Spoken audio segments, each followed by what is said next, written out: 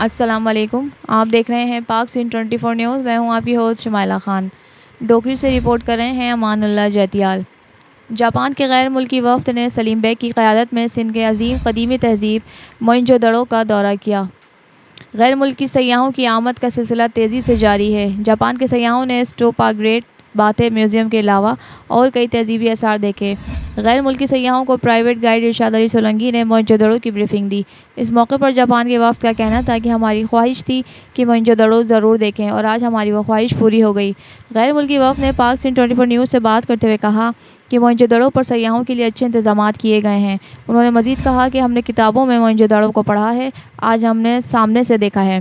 गैर मुल्की सयाहों के वफ़द की सिक्योरिटी के लिए सख्त हिफाजती इंतज़ामात किए गए थे।